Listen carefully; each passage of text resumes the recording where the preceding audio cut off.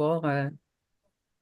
Et puis aussi, je vais vous demander, si possible, de fermer votre micro pour la première partie de cette table de discussion. L'idée étant qu'on va vous inviter à ouvrir les micros un peu plus tard parce qu'on veut bien échanger avec vous, mais pour éviter, on n'a pas le dispositif automatique pour fermer les micros.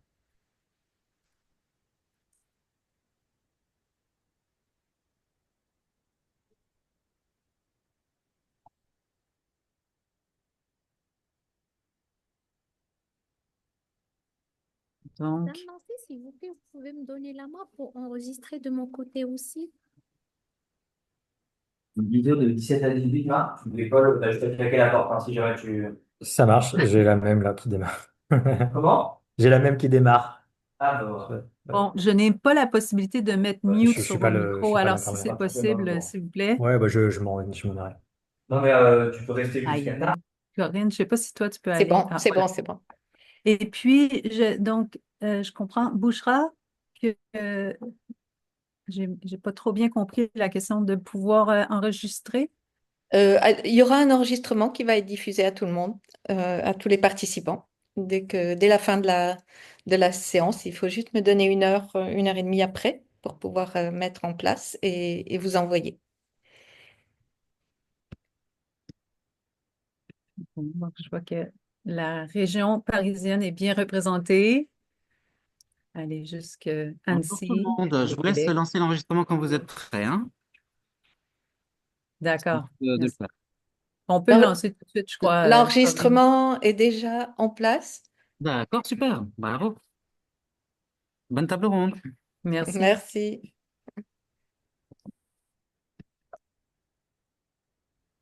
Donc, euh, je vais attendre encore jusqu'à 11h05 puisque comme je mentionnais, on ne peut pas mettre les micros à off automatiquement. On doit demander aux gens de le faire. Donc, je vais attendre encore un petit peu pour essayer de faire en sorte qu'on ait moins d'interruptions une fois qu'on sera lancé.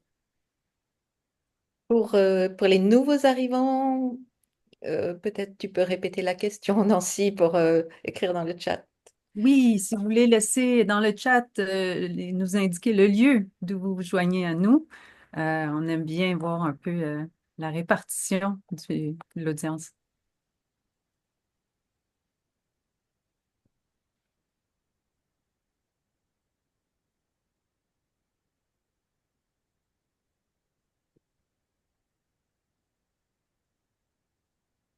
J'espère que j'ai pas semé trop de confusion avec mon message LinkedIn où je parlais de 11h, heure du Québec, et non pas 17h, heure de France. Euh,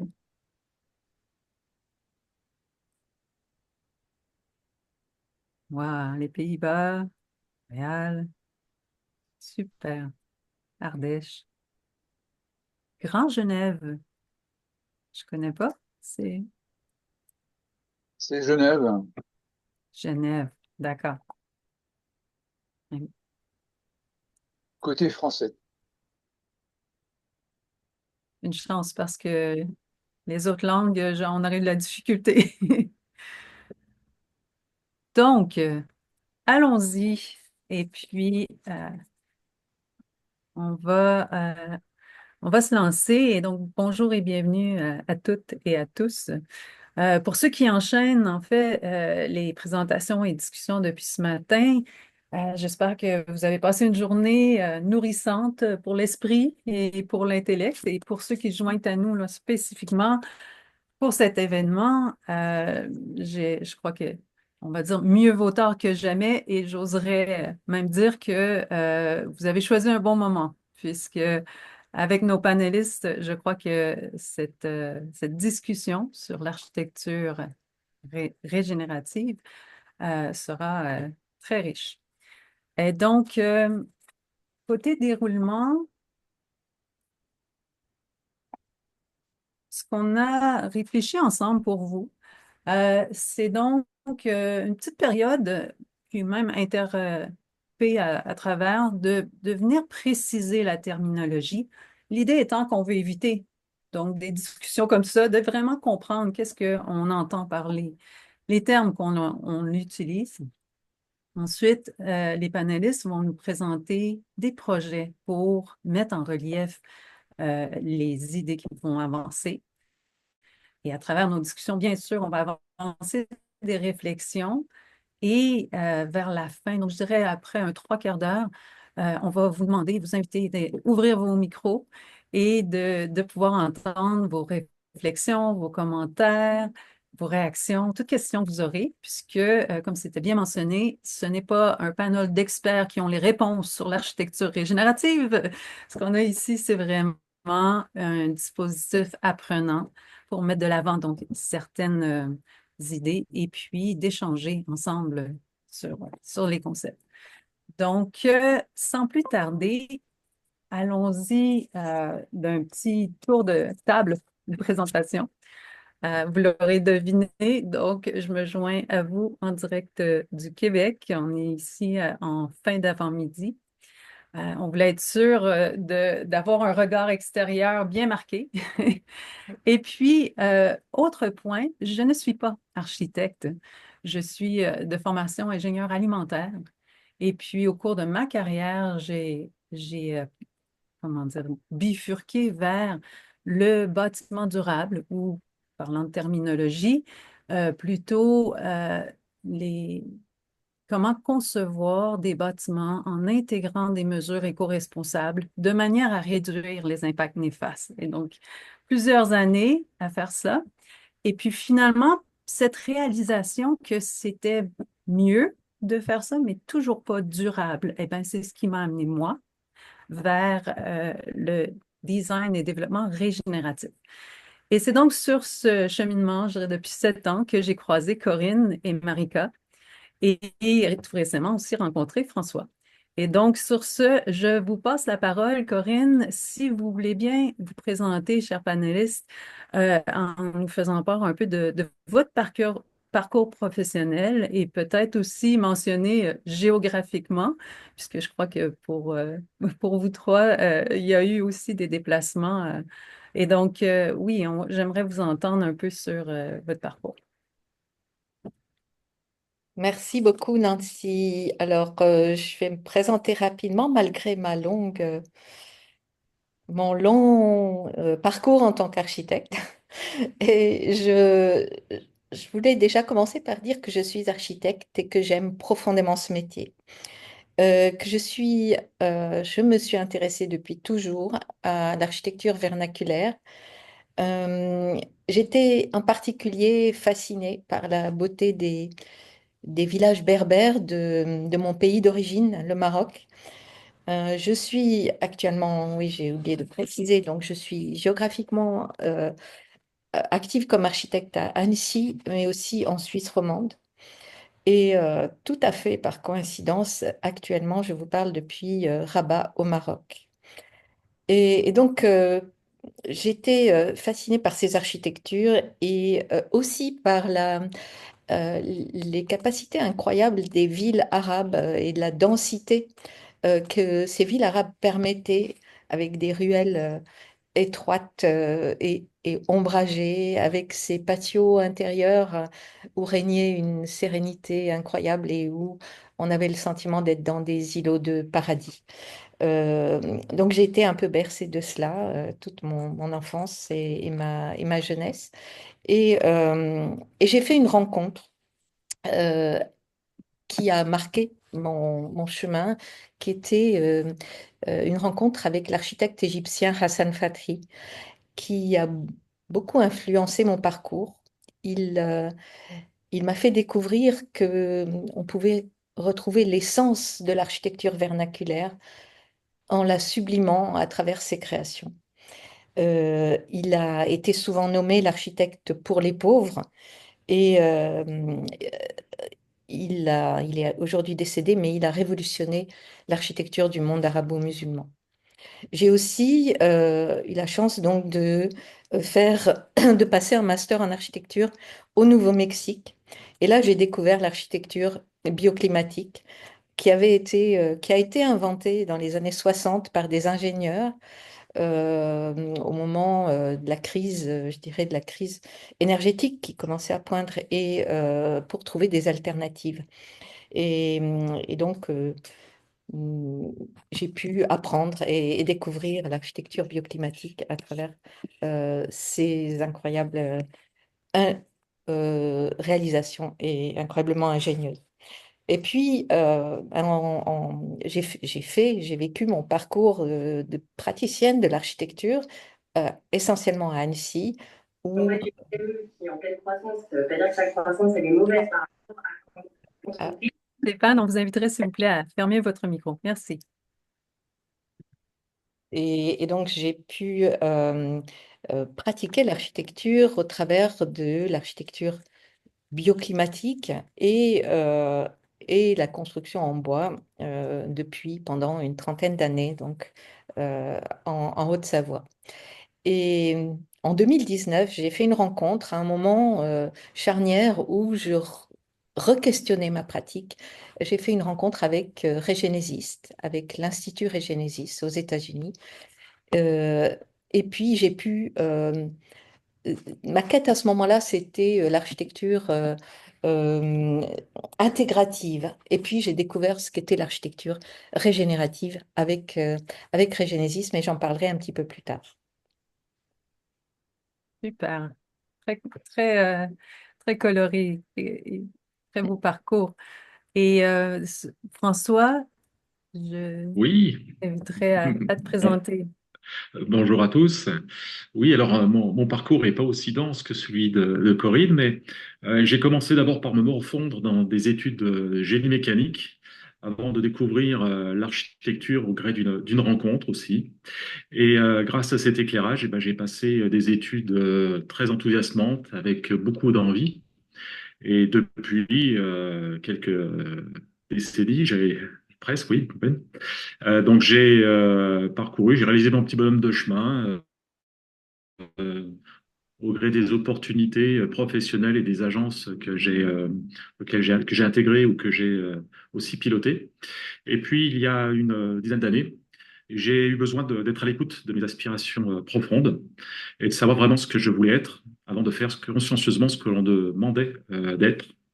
Et c'est ce qui m'amène aujourd'hui à être présent autour de cette table ronde pour vous présenter un projet qui est, moi, représentatif d'une approche augmentée de l'architecture, c'est-à-dire une approche globale, puisque l'architecture ne se limite pas qu'à un bâtiment. Et c'est ce sur quoi je travaille aujourd'hui, sur cette approche systémique et de ce fait régénérative, et je l'ai découvert que très récemment. Merci, François. Euh, Marika? Merci Nancy. Ce qui est intéressant, c'est de voir que dans le partage qu'on fait déjà de nos parcours, ça dit quelque chose en fait du fait que je pense que beaucoup de professionnels, en prenant de l'expérience, accumulent une prise de recul par rapport à leur pratique. Évidemment, entre le moment où on sort des études et finalement ce que la vie nous présente comme expérience, ce qui est intéressant, c'est de voir qu'est-ce qu'on fait des questionnements qu'on peut avoir. Donc, je suis québécoise, comme Nancy, avec un accent, paraît-il, léger, puisque je vis en France depuis 35 ans maintenant. Mais je suis souvent au Québec, puisqu'on a une petite équipe, dont Liane, qui est présente, qui est basée à Montréal. Donc, l'entité à Montréal, la firme s'appelle Studio Carbone, et en France, ça s'appelle Wigwam, qui est un nom algonquin, donc amérindien, que j'ai donné en hommage à la culture autochtone qui me parlait en termes de connexion à la terre-mère. C'est un nom qu'on ne peut pas utiliser au Québec pour des questions d'appropriation culturelle, mais je reste évidemment attachée aux valeurs qu'il y avait derrière. Donc, mon parcours à moi, il est né dans la pluridisciplinarité assez tôt, puisque je suis une fille, famille d'ingénieurs civils. J'ai décidé par rébellion de ne pas pratiquer le génie. Ça aurait été plus simple. Mon père était enseignant en génie civil. Mais j'ai été bercée en fait toute ma jeunesse par un père qui travaillait beaucoup en Afrique, au Rwanda, jusqu'à ce qu'il y ait la guerre entre les Hutus et les Tutsis. Et à l'époque, sans Internet, ce qui nous revenait de là-bas, c'était des histoires merveilleuses avec des diapositives à l'époque passées à la main et qui parlaient d'une vie qui était évidemment complètement différente et que j'aspirais, je rêvais un jour de pouvoir y aller. Je n'y suis jamais allée au final encore. Et ensuite, je suis partie assez vite en France pendant mes études. Il y avait un programme d'échange. Et c'est ainsi, en fait, qu'un peu par hasard, je me suis installée en France, d'abord à Montpellier, puis ensuite Toulouse, avec un détour à Saint-Brieuc. Et aujourd'hui, je suis à Nantes. Et dans cette pratique que j'ai fait, en fait, j'ai commencé presque, je dirais, par la grande échelle, puisque par hasard, je suis atterrie à Toulouse dans un cabinet qui faisait de l'urbanisme, de l'aménagement de territoire, de l'architecture du paysage, alors que j'avais pas du tout abordé ces sujets pendant mes études. Et cette plus grande échelle, qui peut être perturbante, m'a beaucoup aidée ensuite dans une approche régénérative, parce que le fait de toujours inscrire un bâtiment dans son ensemble fait que bah, quand on a commencé par l'échelle grande, on cherche toujours à y revenir en fait, parce qu'on ne peut pas décorréler les deux. Et on n'a surtout pas envie qu'on ait des châteaux dans le ciel, comme parfois on peut arriver avec des projets qui sont complètement disconnectés, déracinés de leur support. Il y a 18 ans, 19 ans maintenant, quand j'ai créé Wigwam à Nantes, je l'ai créé avec une architecte allemande qui n'est plus associée maintenant, mais qui avait un parcours un peu et des questionnements similaires aux miens. C'est-à-dire que je suis sortie de mes études d'architecture avec beaucoup de frustration d'avoir l'impression de me poser que des questions de riches, à savoir si la cour d'une toiture était plus ou moins arrondie, si on était plutôt dans cette modénature et finalement peut-être aussi bercé par l'expérience de mon père en Afrique, je sentais que ça répondait pas pour moi à l'aspiration qui était d'enlever du sens à cette architecture. J'ai mis longtemps en fait avant de le raccrocher et de me dire que l'architecture contribuait nettement à l'amélioration du monde dans une certaine mesure, quand justement elle avait un sens qui était donné derrière. Et quand on a créé il y a 19 ans Wigwam, en fait, je ne pouvais pas être architecte en France, il n'y avait pas d'équivalent. On me demandait de reprendre des études. Et ne pouvant pas continuer à concevoir pour d'autres cabinets, parce que pour moi, il n'y avait pas de sens, j'ai créé une entité, une firme qui allait faire que de l'accompagnement de projets avec du sens sur les questions de climat. Et donc, très vite, on a fait un choix qui était difficile, de ne pas faire de certification, de ne pas faire de label, mais de venir chercher et de s'inspirer des meilleures pratiques que l'on connaissait. Ça ne veut pas dire qu'on les a toutes vues. Et justement, je pense que la partie africaine me manque beaucoup. Mais on a essayé d'amener, en fait, toujours dans le croisement des pratiques, à l'époque de France et d'Allemagne et du Canada et des États-Unis. Et inversement, aujourd'hui au Canada, j'essaie d'amener beaucoup de choses qui viennent d'Europe dans ce côté passeur de relais qu'on peut tous être quand on commence à avoir des horizons ouverts. Et peut-être dernière chose, c'est que je me suis toujours intéressée, sans le savoir, aux sciences humaines parce que voilà, j'ai une très forte appétence pour l'invisible. Et donc, je suis arrivée à aussi ce groupe d'approche du design régénératif par d'autres voies des sciences humaines, en travaillant beaucoup avec des approches qu'on appelle le human-centered design, c'est comment concevoir à partir des besoins humains profonds, des sujets autour du community planning, qui sont des approches qu'on retrouve beaucoup sur la côte ouest, c'est comment concevoir l'aménagement de territoire et l'urbanisme à partir des communautés vivantes, donc là plutôt écosystème humain, non pas uniquement vivant, enfin pas vivant plus large. Et puis aussi d'autres approches un peu plus sur les conduites du changement profond, parce que quand on intervient sur les questions du climat, forcément, il y a la question de la conduite du changement qui va se poser. Et très vite, on se dit, c'est pas qu'une question de matériaux et d'énergie. Bien évidemment, ça va toucher des spectres plus larges, notamment de ressorts personnels, que ce soit des politiques, peu importe les parties prenantes. Et donc, je me suis intéressée aux théories des changements profonds, théories des changements systémiques. Et puis, petit à petit, un jour, j'ai croisé Nancy qui m'a dit, mais tu dois faire de l'approche régénérative. Et j'ai dit, je ne sais pas de quoi tu parles. Mais finalement, ça montre que finalement, quand on explore, on a vite envie de quelque chose de plus profond. Donc, voilà en quelques mots mon parcours. Bon, ben, merci à vous trois. Ça a été nommé l'aspect multidisciplinaire qui vous rejoint tellement tous les trois, mais je dirais que plus, vraiment prononcé. Puis l'autre mot qui me vient en vous écoutant parler de votre parcours, c'est intuition forte. Ce dans quoi vous avez baigné au cours de votre parcours a nourri une intuition chez vous qui vous a, je dirais, peut-être donné soit le courage ou la motivation pour probablement aller à contresens de ce dont, comme tu disais, François, ce qu'on demandait de vous par rapport à ce que vous ressentiez.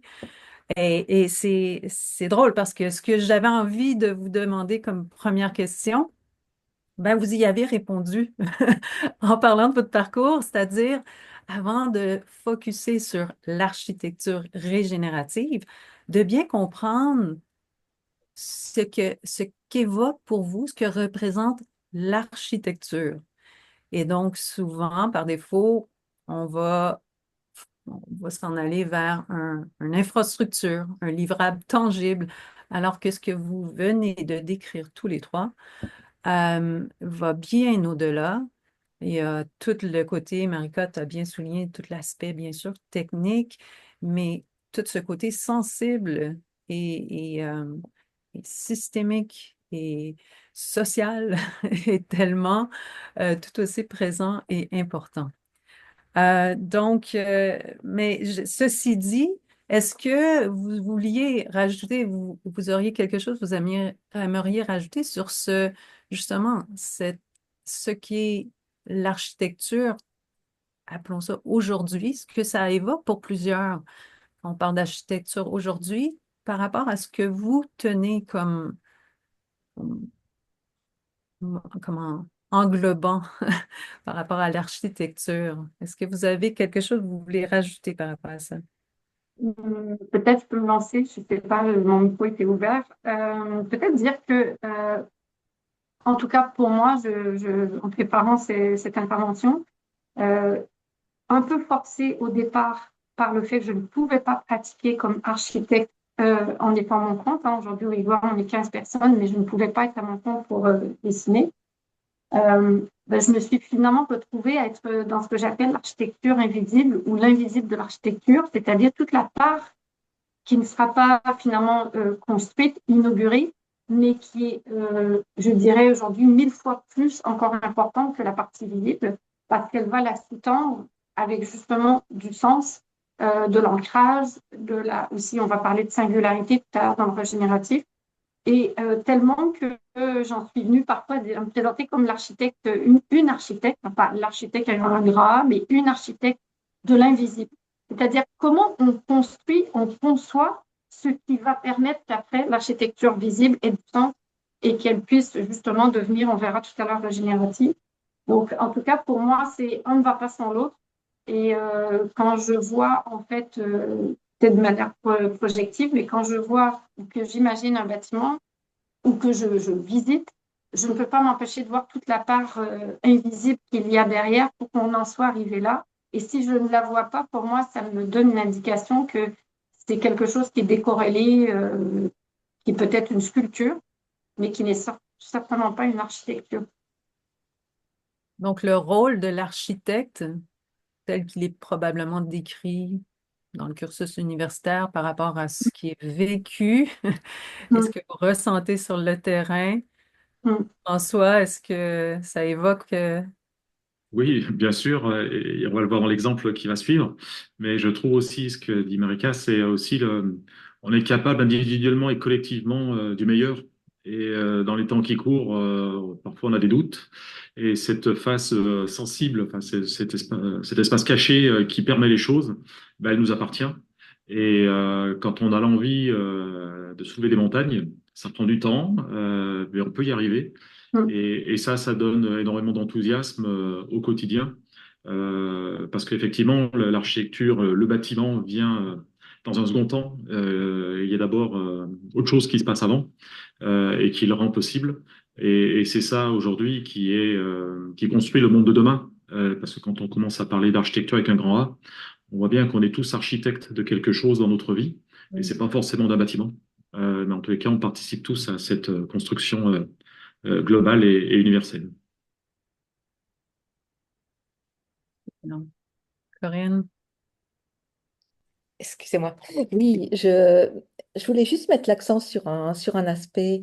C'est aujourd'hui une forme d'enthousiasme et d'engouement des architectes pour la valeur de l'architecture vernaculaire, les valeurs de l'architecture vernaculaire, et en même temps le risque que je vois à réduire ces leçons de l'architecture vernaculaire à finalement un espèce de catalogue de solutions.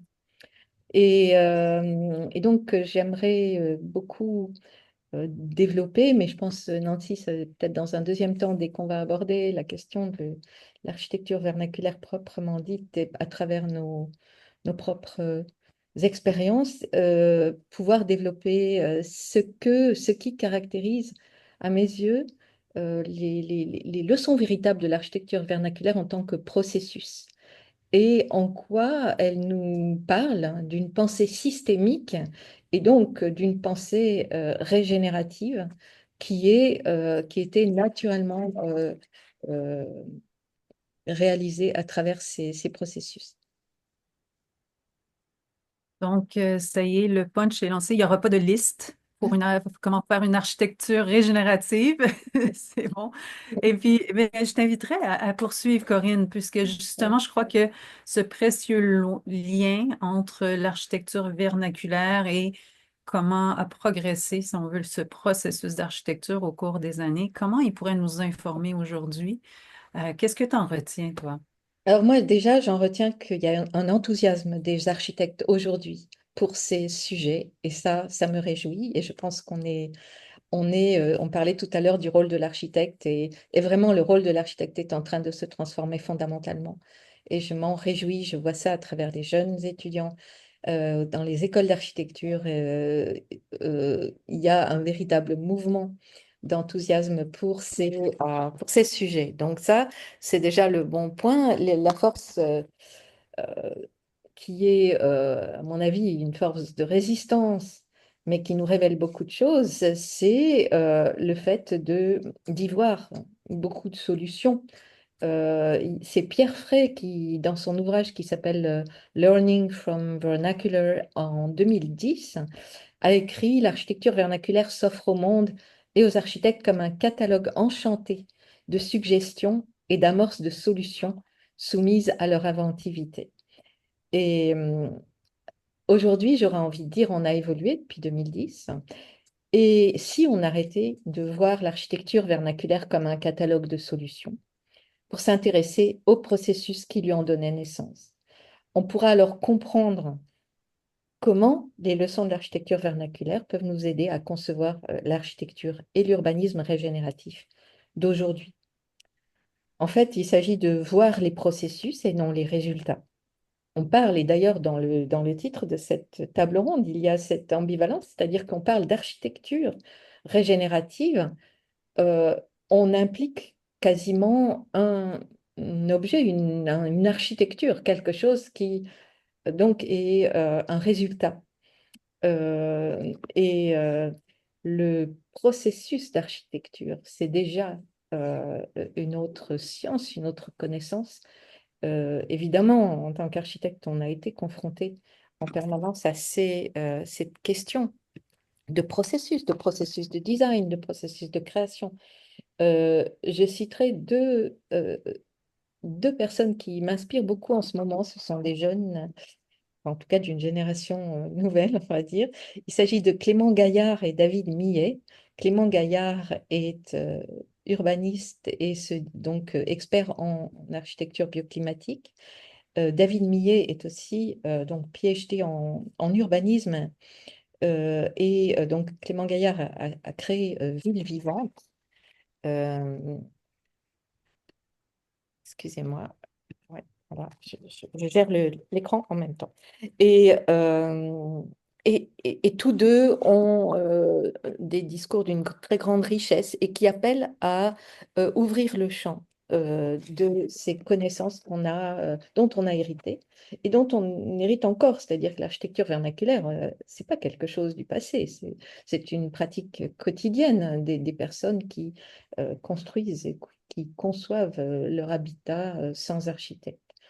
Et l'architecte a là un rôle à trouver ou à retrouver pour pouvoir accompagner ces processus. Et juste un mot, et je ne l'ai pas défini, l'architecture vernaculaire, en opposition au véhiculaire, le vernaculaire et le véhiculaire. Le vernaculaire, c'est l'étymologie, c'est issu d'un lieu, c'est ancré dans un lieu.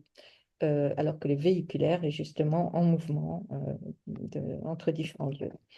Donc, je disais tout à l'heure, le risque étant de diviser en silos, c'est-à-dire en se préoccupant des solutions, on sépare la technique, les matériaux utilisés, les typologies, etc. Et finalement, on recrée des silos qui ne vont pas permettre de comprendre et de prendre réellement ces leçons euh, du processus lui-même et de l'architecture vernaculaire en tant que système vivant, puisqu'il s'agit d'un système vivant qui nous enseigne en tant que système vivant à travers ses multiples interactions, c'est-à-dire des interactions culturelles, des interactions spirituelles, des interactions avec évidemment le territoire physique, avec le climat. On en parlait tout à l'heure, on a des leçons d'architecture bioclimatique dans toutes les architectures vernaculaires. On a donc une multitude d'éléments de contexte qui vont s'allier ensemble et créer cette magie qui va émerger sous forme d'architecture.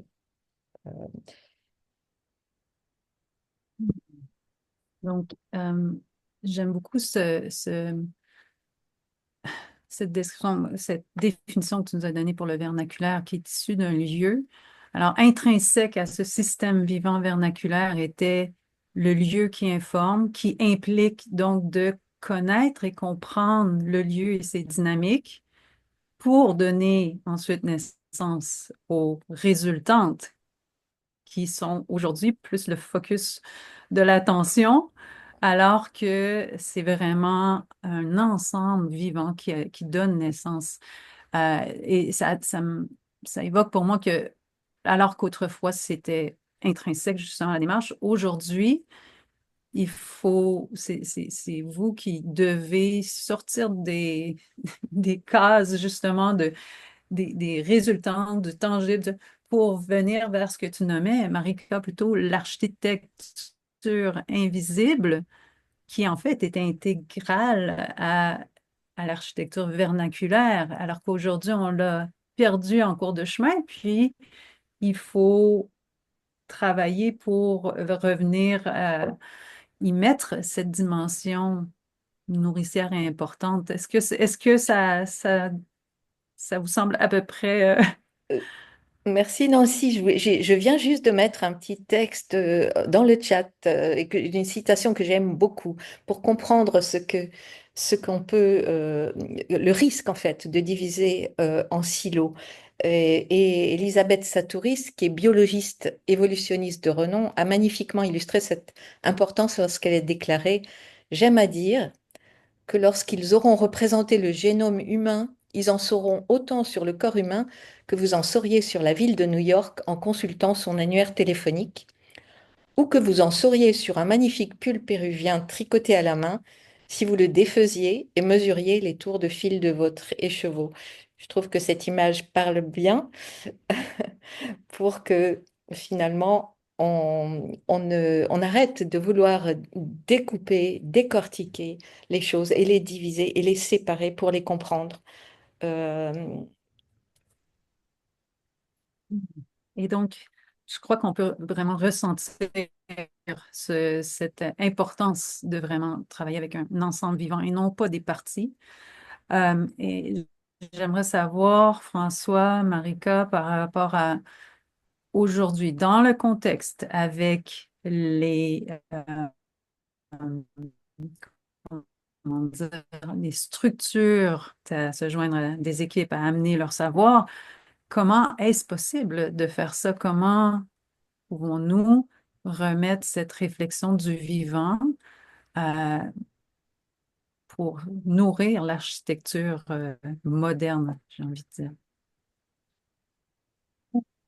Peut-être je peux parler puisque ça fera aussi une introduction tout à l'heure à l'intervention là, du projet que je vais montrer. Par rapport à ce que disait Corinne, ça parle aussi de prendre le temps d'appréhender en fait les lieux et pas juste les lieux physiques, mais les lieux aussi humains et vivants, et prendre le temps de les absorber pour les comprendre. C'est dans la plupart des projets, je pense que s'il y a des professionnels qui sont là, on le sait, ce temps-là, il n'est pas toujours possible en fait. Il y a souvent, on va dire que la commande qui est faite par le donneur d'ouvrage, le maître d'ouvrage, peut être très longue à sortir. Il y a des financements à aller chercher. Et puis, une fois qu'on a l'impression de savoir ce qu'on veut faire, il faut aller très, très vite. Soit dans des formats concours, on en a beaucoup en France, plus qu'au Québec, des concours qui peuvent être pluridisciplinaires, mais sont frustrants parce qu'on est décorrélé en fait du terrain. On ne peut pas travailler avec les parties prenantes tant que le concours n'a pas validé l'équipe. Et puis, dans tous les cas, il faut souvent rattraper en plus le temps qui a été passé en maîtrise d'ouvrage à prendre certaines décisions qui sont évidemment difficiles. Je dirais qu'on a une des choses qui permet d'aller chercher ce temps, ce sens, cette réflexion, c'est le fait qu'on a une obligation en France sur les marchés publics d'avoir ce qu'on appelle un assistant à maître d'ouvrage. C'est une obligation pour les marchés publics uniquement, pas pour les marchés privés. Mais ça permet de donner cet espace-temps en fait à chacun, notamment pour l'équipe qui va travailler à préparer ce terrain ensuite du travail de conception. C'est un temps qui, parce qu'il est obligatoire, d'abord on n'est pas remis en question déjà, il est obligatoire et il va pouvoir apporter plusieurs avantages. C'est-à-dire que l'AMO, qui peut être l'architecte, un urbaniste, un ingénieur, en fait, c'est différents métiers qui peuvent être représentés derrière, et là pour venir, non pas uniquement questionner en fait le territoire dans le besoin qu'il exprime, mais aussi le donneur d'ouvrage, le maître d'ouvrage, dans finalement sa première demande qui est peut-être simplement un point de départ et non un point d'arrivée, les parties prenantes qui vont justement venir questionner ce point de départ et finalement préparer avec ce temps qui est indispensable le terreau de peut-être demain une architecture qui deviendra plus nourrissante pour le territoire. On dit régénérative, mais on pourrait parler de nourrissante parce qu'elle apporte vraiment une valeur ajoutée. Et je trouve, en tout cas, dans la pratique, ça vaut peut-être que pour moi, mais parce que je peux voir un peu deux types de pratiques entre la France et je ne crois pas que ça soit valable pour toute l'Europe, donc je ne connais pas assez les autres pratiques européennes, mais dans une des pratiques, dans ce que je connais, je vois en fait que c'est souvent quelque chose qui manque, cet espace-temps là qu'on peut dilater et qu'on peut poser en fait le socle et on peut le faire parce que c'est obligatoire. Ça rend l'exercice intéressant après de se dire que donc c'est une des choses que je pourrais partager dans ta question, Nancy. Voilà. Donc, oui, définitivement, ça fait de savoir qu'il y a un mécanisme qui peut donner ce tremplin, s'il est utilisé à bon escient, avec cette capacité de pensée systémique et système vivant. Ça, c'est déjà oui, une bonne chose, puisque, comme tu le soulignais, ici au Québec, c'est pas, il n'y a pas l'assistant maître d'ouvrage. Mais malgré que les façons d'y arriver ne soient pas évidentes et faciles, euh, j'aimerais t'inviter, François, à nous présenter peut-être le projet sur lequel tu travailles en ce moment, puisque il y a... Oh oui, Marika?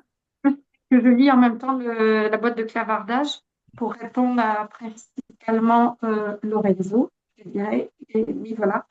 Et Lorenzo, on va en parler après avec, en tout cas, peut-être François, et Corinne, dans la présentation d'un tiers-lieu. C'est l'exemple que je vais vous montrer. On va parler des communs et on va parler aussi de la notion d'expertise d'usage et peut-être de ce que tu sous-entendais. Je ne sais pas si tu parlais de l'assistance à maîtrise d'usage ou juste en général d'usage, mais on va en parler tout à l'heure.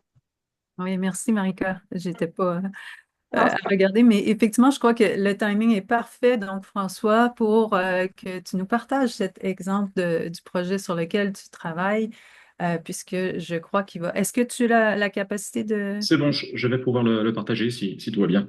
C'est prêt. Et oui, cet exemple, ce projet illustre ce que vient de dire Marika. C'est-à-dire qu'on est dans un processus aujourd'hui qui est segmenté, qui est en silo, et à chaque fois, il y a de la perte d'énergie. Et ça s'inscrit tout ça dans le temps long.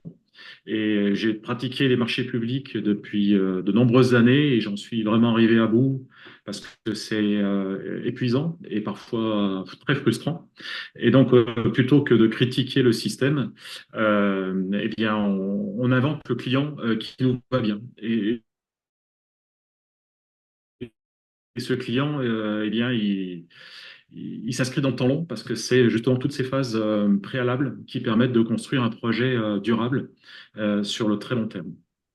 Donc, je vais vous partager quelques petites diapos parce que vous allez voir qu'il y a tout de suite des visages. Ça rend beaucoup plus humain la démarche. Et, et il s'agit. Alors, est-ce que Oui, vous l'avez à l'écran? C'est tout c'est bon? bien. Euh, euh,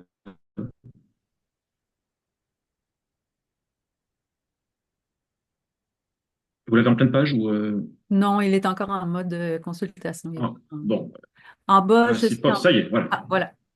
Voilà. Donc, quand je disais, pour avoir le client qu'on a envie d'avoir, ben, il faut une organisation qui s'appelle Nouveau Récit, qui est une organisation un, un petit peu innovante et en tous les cas qui a fait une approche globale et augmentée de l'architecture. Parce que si notre cœur de métier, c'est d'architecte, eh ben, ce qu'on aime avant tout, c'est la vie qui va avec. Et la vie, ben, c'est les opportunités qui se présentent à nous. Et bien souvent, c'est par une vulnérabilité qu'on est sollicité. Et dans le projet que je vous présente, c'est celui de l'autisme, qui est qui n'est pas un handicap, qui est une maladie dégénérative et qui concerne 1 à 2% de la population. Donc ça commence à faire un petit peu de monde. Mais surtout en France, c'est un désert de solutions puisque les structures et le modèle actuel est totalement dépassé, ce qui, pour les familles, est vraiment une charge très importante. Pas forcément quand il s'agit des enfants, mais lorsque l'on devient adulte, eh bien, les structures ne sont pas du tout adaptées pour accueillir dans un environnement approprié. Donc ces familles, bien la première chose qu'elles vont faire, c'est se regrouper face pour ne pas être seules.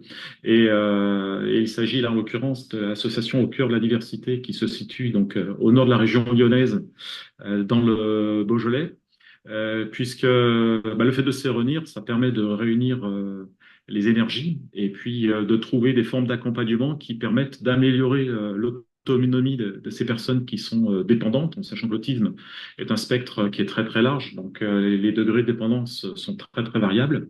Mais en tous les cas, il y a cette volonté, en tous les cas, de jouer collectif pour trouver des solutions partagées. Et bien sûr, ben, comme le contexte, je l'évoquais, les structures institutionnelles ne sont plus à la hauteur des attentes des parents. Eh bien, ben, beaucoup de familles ben, accueillent ou gardent au sein de leur foyer les enfants qui sont dépendants. Donc là, il s'agit de Fabien et de Régine, parce que ce qui compte pour les parents, c'est quand même la part d'humanité qui est en nous. Et on ne peut espérer que le meilleur pour ses propres enfants. Donc, on le garde à la maison. Mais bien sûr, c'est pas une situation durable. Et bah, ces familles-là, elles ont un rêve de trouver un lieu bienveillant parce que au-delà de leur vie, leur enfant doit perdurer et c'est ce qu'on souhaite de mieux pour chacun. Sauf qu'un rêve fait appel à de la complexité puisque très rapidement on est confronté à un projet immobilier, donc on commence à évoquer l'architecture. Et là, on s'inscrit dans un processus qui est long, fastidieux, et qui fait intervenir énormément d'intervenants. Et pour des familles, c'est bien au-delà de leurs possibilités. Et d'autant plus lorsque l'on se projette dans une petite maisonnée, puisque ce sont aujourd'hui des lieux qui existent, qui permettent d'accueillir entre 6 et 8 résidents. L'objectif, c'est aussi d'être inclusif pour pas les isoler, mais bien de les intégrer dans un lieu de vie plus global, alors principalement orienté vers l'habitat sous ses différentes formes, mais l'habitat doit être aussi en lien avec son environnement, qu'il soit urbain ou rural. Et bien souvent, il y a un lieu, donc un tiers-lieu, qui permet de faire cette articulation avec le contexte local. Et pour passer du rêve à la réalité, ben, la première chose que l'on fait, c'est de trouver un lieu, de trouver un terrain, parce que c'est une fois qu'on est sur le site que l'on peut commencer à imaginer, à penser l'avenir et de voir comment les choses vont pouvoir se mettre en place. Et c'est le premier point d'ancrage dans un territoire, puisque très rapidement, on va côtoyer les élus. Alors, Là, en l'occurrence, c'est un projet sur un domaine public, une friche, une ancienne friche d'une papeterie qui a été entièrement démolie et purgée et qui attend un futur usage. Et la particularité de ce site, donc c'est la source que l'on voit sur la photo, c'est qu'en fait, il s'agit de deux communes. Enfin, le terrain est à cheval sur deux communes dans le Beaujolais. Une seule aurait été trop simple et ces communes sont séparées par le ruisseau du Vernet. Et en tous les cas, lorsqu'on s'adresse à des élus et que l'on apporte au départ un besoin et qu'eux-mêmes nous présentent leur propre besoin, qui est celui de l'enjeu de l'accompagnement de ces aînés, donc des seniors, eh bien, on voit tout de suite que cette convergence, qui est aussi liée par la préservation de l'autonomie, permet de rassembler beaucoup de personnes, puisqu'il y a il y a un an tout juste, puisque le 17 juin, la photo qui est en bas, c'était la première réunion publique qui a rassemblé plus de 200 personnes sur 1000 habitants, auquel on a présenté le projet, mais pas architectural, mais le projet de vie qui a pris sa source avec l'autisme. Et la volonté politique, eh bien, elle est essentielle pour porter le projet, parce que les obstacles sont nombreux, à la fois techniques, mais aussi financiers, économiques, et j'en passe des meilleurs. Et ces communes qui sont dans un contexte rural, ben, elles sont elles-mêmes confrontées à leurs limites. Et toute l'importance, eh bien, c'est de changer d'échelle de territoire et d'aller sur le bassin de la communauté de communes, Saône-Beaujolais, qui vient très récemment de nous accorder son aide, à la fois dans le partage de compétences, dans le financement des études de faisabilité, mais aussi dans la volonté de devenir sociétaire, puisque au terme du projet, il y aura une société coopérative, et d'en devenir sociétaire pourrait être garant auprès des partenaires financiers. Donc ce processus a pris un an, et nous serons, voilà, nous sommes dans cette phase maintenant de conception de projet architectural, euh, mais qui s'intègre aussi dans cette notion du tout. Alors, on parlait de la planète, de la Terre et de ce fait du vivant, puisque l'on va aller habiter ce lieu et on va avant tout faire connaissance, être à son écoute pour savoir ce qu'il a à nous proposer en termes d'architecture, de paysage et de cadre de vie. Donc, ce projet s'appelle le hameau des Montgolfiers, du nom de la papeterie des frères Montgolfier qui étaient sur le site au XIXe siècle. Et donc, le hameau qui rassemble 40 logements est accompagné de son tiers-lieu, la papeterie, toujours en image de la papeterie d'origine. Et ce qui est important, c'est la raison d'être qui a été définie, enfin, qui a été conçue une semaine après avoir rencontré les élus, puisqu'on les avait vus le fin janvier 2024. Et 10 jours après, on faisait le premier copil pour lancer ce projet commun, dont vous avez la raison d'être à l'écran, et qui voilà, met en évidence le vivant comme point d'orgue de toute la démarche. Nous avons participé à un challenge inclusif lancé par un organisme français, donc Apicil. Et le challenge, c'était une vidéo en 2 minutes pour présenter ce projet. Et voilà donc, ce qu'on a fait en 3 jours. Et cette vidéo est importante parce qu'elle va vous donner eh bien, la quintessence de ce qui a été, de ce que je viens d'évoquer.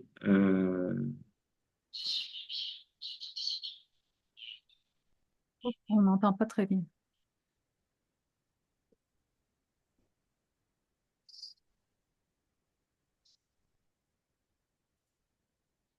Je sais pas si tu peux monter le volume de ton côté, François.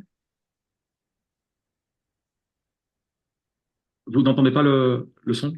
Non, Ah, c'est le partage. pourtant, je suis au maximum. Ouais. Non, mais je pense qu'il y a un paramétrage à faire au démarrage, mais je me souviens plus sur Zoom. Je le sais sur Teams, mais si quelqu'un dans le groupe se rappelle sur Zoom comment il faut faire, Hmm. il y a une manière de le faire sur Zoom.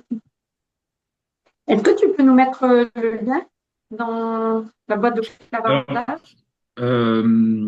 Nancy, tu as la vidéo? Ou pas bon, je Je, vais lancer.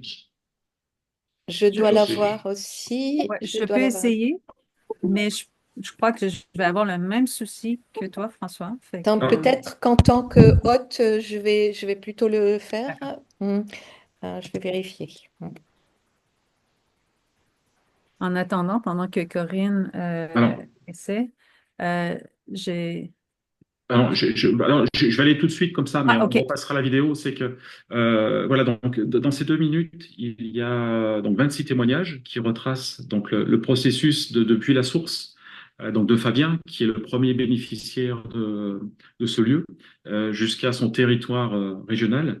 Et donc, nous serons samedi, donc dans quelques jours, sur le site pour justement tracer les. Donc, on a un pique-nique géant où on doit rassembler l'ensemble des parties prenantes du projet pour déjà mesurer l'envergure du nombre de personnes qui sont impliquées et le projet qui déjà fédère d'autres sur d'autres, enfin d'autres potentiels sur d'autres territoires. Et en fait, aujourd'hui, pour l'instant, il n'est que dans notre imaginaire et c'est la représentation qui est faite à ce jour.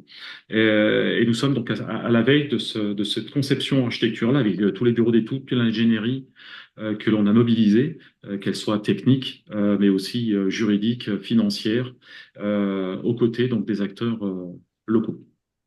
Alors, je vais arrêter le partage pour que éventuellement Corinne puisse lancer la vidéo. Oui.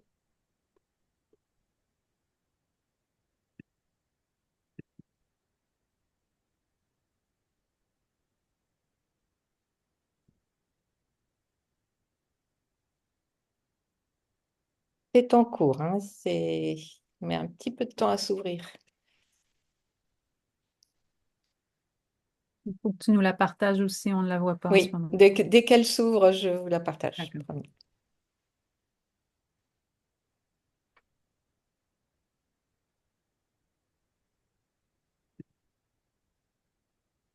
Ah, ça vient.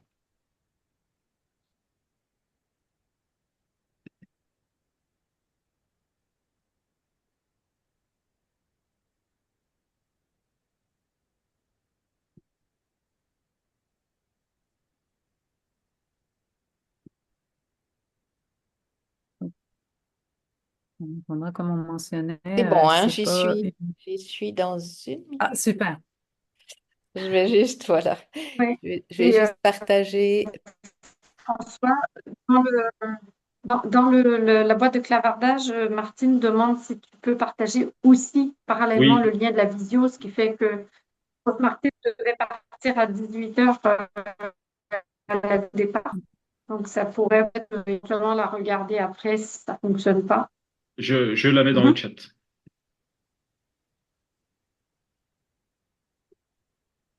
Voilà.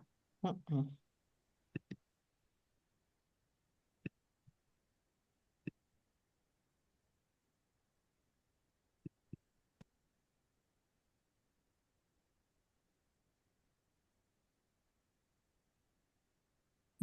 Non, ça ne marche pas non plus. C'est le même souci pour le... Ah Il y oui. a, comme tu disais, Marika, il y a, je crois, donné Une un manière accès. de le faire, en tout cas, je le connais sur Teams, mais sur Zoom, je ne l'ai jamais fait. Donc, je sais qu'il y a une manière de faire en sorte qu'on puisse entendre le son.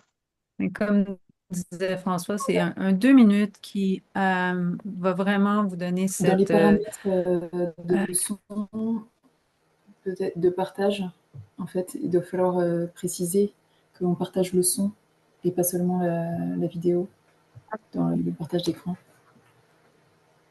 C'est tout à fait partager l'audio. Merci. Donc, Corinne, tu Merci, ouvres, Cécile. on va partager et à droite, c'est marqué option de partage. Tu cliques sur partager l'audio. Alors, partager l'audio. Ah, Option de partage, mais oui, bien sûr. partager. Parfait, Voilà, merci. parfait. Ça marche. On va y arriver. Avec la pratique. Merci, Cécile. Ah, ah, ah, ah. Euh,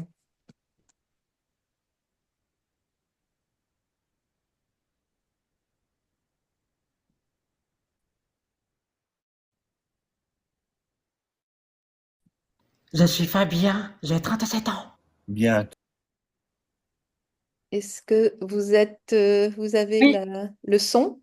Oui, oui. c'est bon? Parfait. Alors, je mets le plein écran.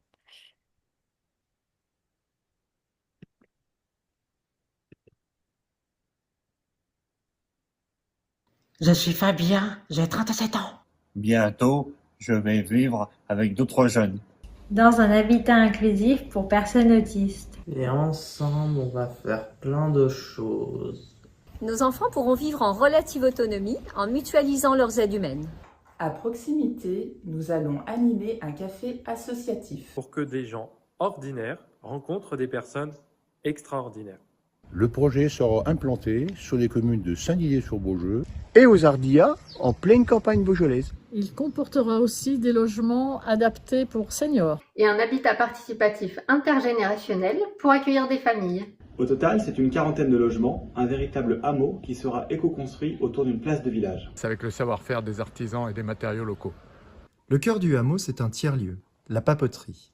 Un lieu de rencontre, de partage et d'inclusion. J'irai y faire mon yoga. Papoter avec les copains. Rencontrer d'autres parents d'enfants autistes. Assister à des concerts. Le tiers-lieu accueillera une épicerie solidaire avec des produits bio, locaux. Et nous réaliserons un verger et un jardin partagé pour cultiver nos salades. Ce projet voit le jour grâce à la coopération de tous ces acteurs et il sera constitué en SIC. Pour que toutes les parties prenantes portent le projet à long terme. Le hameau des Montgolfiers est soutenu par la communauté de communes. Pour sa démarche attractive et innovante sur notre territoire. Et par la région, pour sa vision au service de l'inclusivité et d'un monde habitable. Je peux en être ?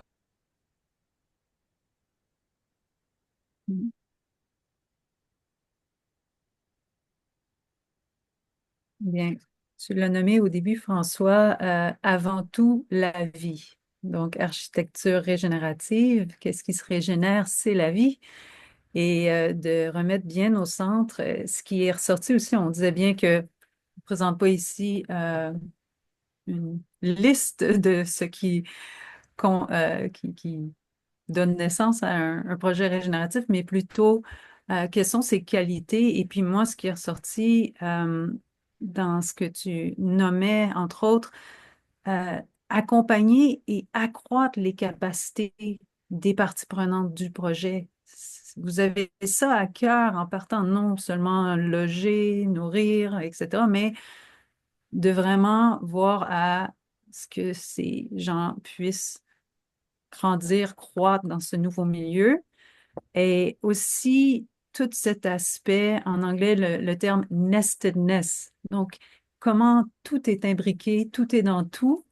Donc, la façon de partir de Fabien et que cet imaginaire collectif est venu vraiment imbriquer tout plein de systèmes vivants qui vont pouvoir se soutenir en vitalité et en viabilité. Déjà, oui, effectivement, ça m'apparaît être distingué, cette démarche de plusieurs démarches que l'on voit.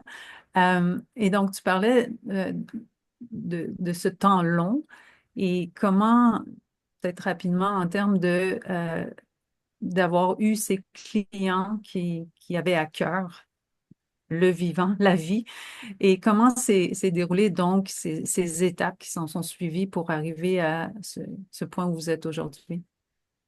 Eh bien, un petit peu, c'est la conclusion du film, c'est est-ce que je peux en être? Et lorsque chacun trouve sa part, lors de la réunion publique, on a une personne qui a dit comment on peut vous aider? Et je lui ai retourné la question en disant comment vous voulez nous aider? Et automatiquement, les gens réfléchissent différemment et chacun se remet dans son champ d'action et en fait, il partage ce qu'il aime le mieux et pas ce qu'on lui oblige ou ce qu'on lui demande de faire. Alors au début, ça déstabilise un petit peu, mais très rapidement, et là, la vidéo a été faite en novembre, et depuis, le projet s'est enrichi avec d'autres acteurs, d'autres personnes qui sont à proximité du territoire, hein, on reste sur un périmètre de proximité, mais en fait, le projet continue à s'enrichir au fur et à mesure qu'il évolue. Alors là, on va arriver un petit peu à la stabilité, mais on lui permet aussi de continuer à évoluer. C'est pas parce qu'on construit quelque chose aujourd'hui, donc tout est prévu. Et je dirais que le plus enthousiasmant, c'est quand on ferait les réunions avec les bénéficiaires. Et on a une jeune femme qui s'appelle Marguerite, qui viendra si ces 5 poules viennent aussi. Et on a passé une soirée extraordinaire à parler du paysage, et elle s'est totalement projetée dans ce lieu en disant voilà, j'aurai mon chevalet, j'aurai les poules ici, et ça a été vraiment une très belle soirée. L'architecte conseil de la communauté de communes était présent, tellement il était curieux de voir comment tout ça allait se passer. Et en fait, il n'y a pas besoin de faire beaucoup, si ce n'est donner cette envie de donner le meilleur En dont on fait, est capable. Et voilà. lancer ce pavé dans la mare qui a donné ces ondes, qui Oui. continuent, comme tu le soulignes, à prendre de l'ampleur et à aller chercher encore plus loin. Donc, soucieuse du temps, je te passerai la parole, Marika, parce que tu as toi aussi un beau projet à nous présenter qui va nous permettre de voir encore là un point d'entrée moins familier qui permettra donc aux auditeurs à voir comment on peut approcher différemment l'architecture régénérative. Merci Nancy. Alors, j'ai hésité entre plusieurs échelles de projets. Et je pense que j'ai pris un des plus petits projets qu'on a volontairement pour montrer comment la porte d'entrée d'un projet tout à fait modeste en termes de taille peut malgré tout faire bouger extrêmement large. Donc, je trouvais que c'était intéressant. Et quand tu disais tout à l'heure le nest-to-nest, ce qui est intéressant dans ces systèmes imbriqués, c'est que dans la pratique de l'architecture de l'urbanisme, on est appelé aussi à travailler dans des systèmes imbriqués. On va travailler à des échelles du matériau et parfois avec les fabricants de matériaux. On va travailler la notion de l'enveloppe, qui est déjà en plus de manière poétique quelque chose de très beau, c'est bien envelopper l'usager, et ainsi de suite, jusqu'au niveau presque ultime, qui est l'organisation qui est derrière le territoire. L'organisation, elle peut être celle du biotope, en fait, tout simplement, c'est comment le biotope est organisé, mais aussi ça peut être le conseil municipal, ça peut être les entreprises qui sont présentes. Et ce qui est intéressant, c'est que ces organisations parlent du vivant, mais qui est parfois invisible dans la notion de territoire. Donc, dans le travail qu'on fait, on a toujours en fait ces échelles-là, en dehors du fait que sur le projet, on va voir qu'il y a des échelles qui s'imbriquent, mais ça fait vraiment partie du réflexe qu'on a développé. Et peut-être justement, je disais en démarrage, le fait d'avoir travaillé d'abord en urbanisme, aménagement de territoire, avant de revenir au bâtiment, m'a aidé à faire souvent ces passerelles. Et l'image que j'ai dit tout à l'heure de ces ondes, faut imaginer que là, par exemple, le projet que je vais vous montrer, plutôt l'histoire de ce projet, le processus, comme dit Corinne, c'est un peu comme si on se dit que le projet d'architecture est une goutte d'eau qui tombe sur un lac. En fait, ce qui va être intéressant, c'est de voir comment le lac va se mettre en mouvement et comment, au bout d'un moment, cette goutte qu'on imagine en dynamique tomber dans le lac va finir par être absorbée, ne faire qu'un avec son territoire et ne plus avoir besoin d'être maître parce qu'elle aura fait bouger ce lac. La différence que je fais moi, c'est la goutte d'eau qui tombe sur le sable à côté, que j'associerais au développement durable, où la goutte d'eau vient vraiment le sable, mais ne fait rien bouger. Et donc, on va se contenter d'avoir des gouttes d'eau sur la rive, mais en réalité, le lac ne bouge pas pour autant. Donc, vraiment, une approche où on va essayer de mettre en dynamique plus large. Donc, l'histoire du tout petit projet que je vous montre est intéressant parce qu'il part dans le très, très grand, d'abord dans le très macro, puisque je ne sais pas si encore les Suisses avec nous et les Québécois, mais ça part de la crise des Gilets jaunes en 2019. Et cette crise des Gilets jaunes donne lieu à ce qui a été appelé à l'époque le bas national, qui est une forme de tentative pour calmer le jeu en essayant de trouver quelque chose qui calme tout le monde. Et à l'époque, sur la commune dont je vais vous parler, donc la municipalité de Saint-Marc-du-Désert, dont les habitants sont des Martiens, ce qui me plaît énormément, cette commune me demande, le point d'entrée en 2019, me demande d'animer ce grand débat national qui, je rappelle, vise depuis en haut à partager, remonter à l'État en termes de préconisation. Mais c'est une forme de façon d'essayer de montrer qu'on a envie de travailler avec les citoyens, mais on ne sait pas trop comment s'y prendre. Mais dès le départ, je dis, on ne va pas partir d'en haut pour descendre en bas. On va partir plutôt d'en bas ou d'horizontal. On part du territoire et ce grand débat, on le fait sur la réalité de ce territoire et non pas celle de la France, qui est quelque chose. Et donc, tout va commencer comme ça, puisque ce grand débat national va avoir lieu en fait en 2019. Donc, on voit ici la mairesse de Saint-Martin-des-Isères. Et c'est la première qui, non pas pour faire les vœux de la bonne année, non pas pour annoncer quelque chose ou se présenter de manière électorale, mais plutôt pour la première fois pour cette communauté, de travailler en fait avec ses habitants qui vont venir de manière aléatoire. Donc, sur une petite commune de 3000 ou 4000 habitants, je crois, c'est près d'une centaine de personnes qui vont venir sur un débat national qui s'annonçait être houleux, puisque dans plusieurs municipalités, ce type de débat va être très agressif. Les gens sont remontés contre le gouvernement à l'époque. Et on voit sur la photo d'en bas la députée qui, par après, deviendra ministre, qui, suite à cette soirée, c'est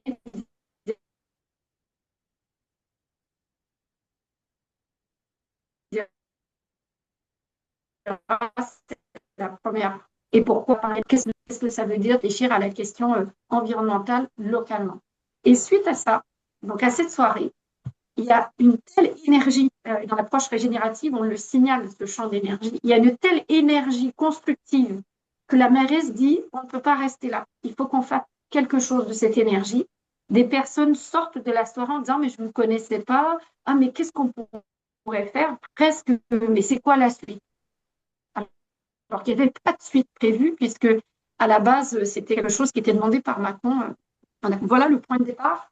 Et donc ça, c'est un peu les productions qui avaient été faites, qui donc ont été faites pour le territoire et remontées ensuite au gouvernement, comme des propositions venant du territoire vers le haut. Et donc ce territoire rural, qui n'est pas très très loin de Nantes, où j'habite, donc à peu près à 45 minutes, on a une partie de la population qui vient travailler à Nantes et qui fait tous les jours le déplacement. Et puis, on a des gens qui sont du milieu rural agricole, que du coup, on a évidemment des terres et on a des marais qui sont juste à côté. C'est une municipalité qui fait des choses depuis un moment. Donc, elle a un directeur général qui est très actif. Ils avaient refait ce qu'on voit sur la droite, la mairie, donc le bâtiment de l'hôtel de ville. Pour une petite commune rurale, on voit bien plutôt très contemporain, presque étonnant, donc dans cette petite commune rurale, mais avec une volonté de s'inscrire dans quelque chose de futur, de dynamique, etc. Et il se trouve que dans cet nouvel hôtel de ville, il y avait aussi pour cette commune la volonté de re-questionner la démocratie. C'est-à-dire qu'il se voulait être un lieu, la maison, finalement ouvert aux citoyens, sauf qu'au final, le côté institutionnel créait toujours cette barrière que quand on vient à la mairie, en général, c'est qu'on a une raison, déclaration de naissance, plainte, voire déclaration de décès. Et donc, finalement, il y avait quand même toujours cette idée que quand on rentre à la mairie, en fait, en réalité, on n'est pas vraiment chez soi.